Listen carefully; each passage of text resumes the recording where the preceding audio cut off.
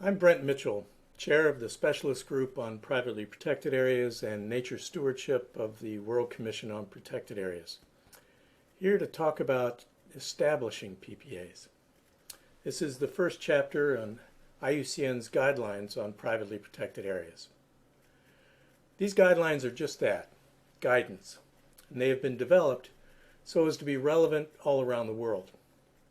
Therefore, they cannot be too specific. This is not a detailed how-to manual. However, it is derived from experience around the world and offers principles that will guide people working in very different legal, economic, and social contexts.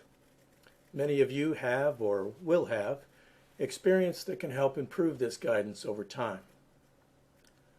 My personal experience began while working as a wildlife biologist with the oldest land trust or private land conservation organization in the United States.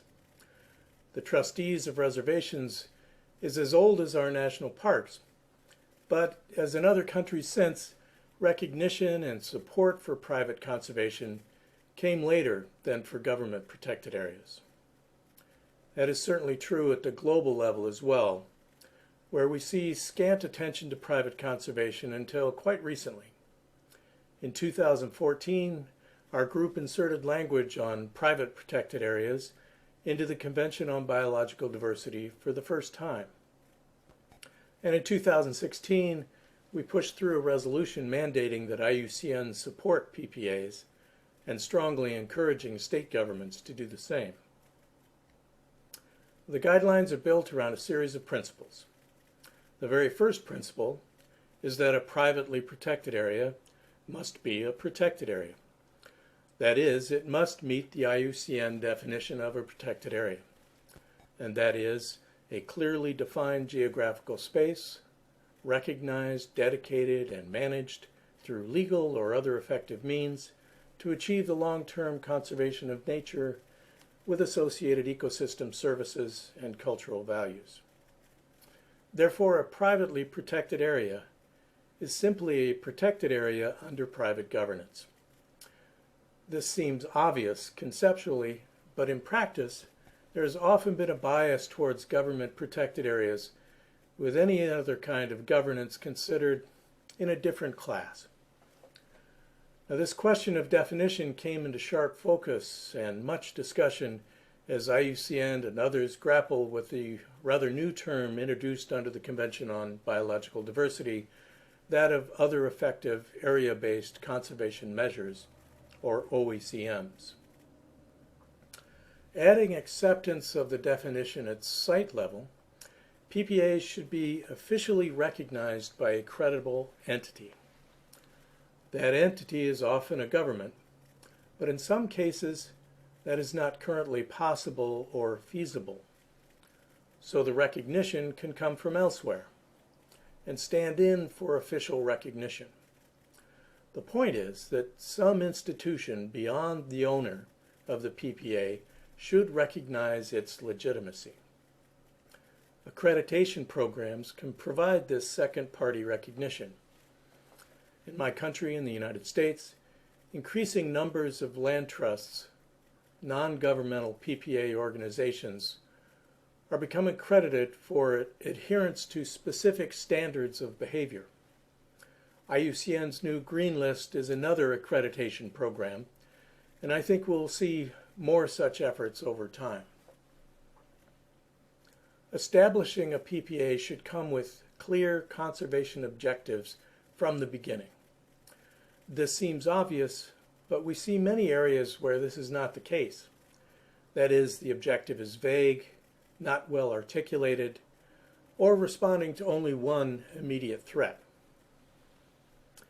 PPAs should complement areas protected by government or other actors like indigenous communities, though private management objectives should link to national priorities for conservation.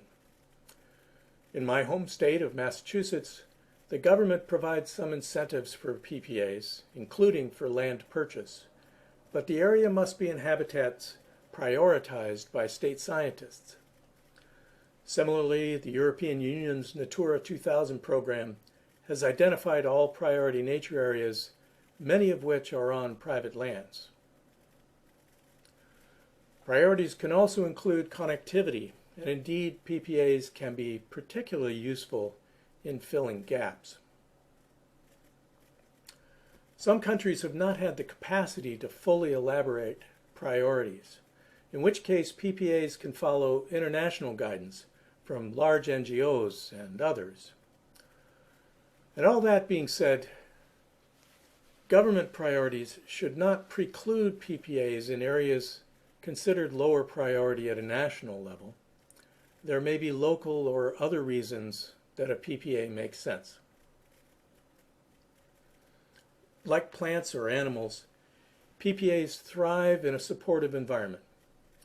Governments can, and in some countries do, play an important role by creating clear, supporting frameworks.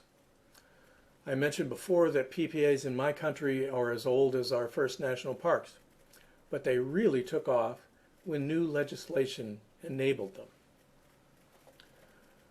We have a whole chapter on incentives, including financial incentives, but in terms of establishing PPAs, there are other forms of support. International recognition can provide support, especially in areas where government support is weak or even antagonistic.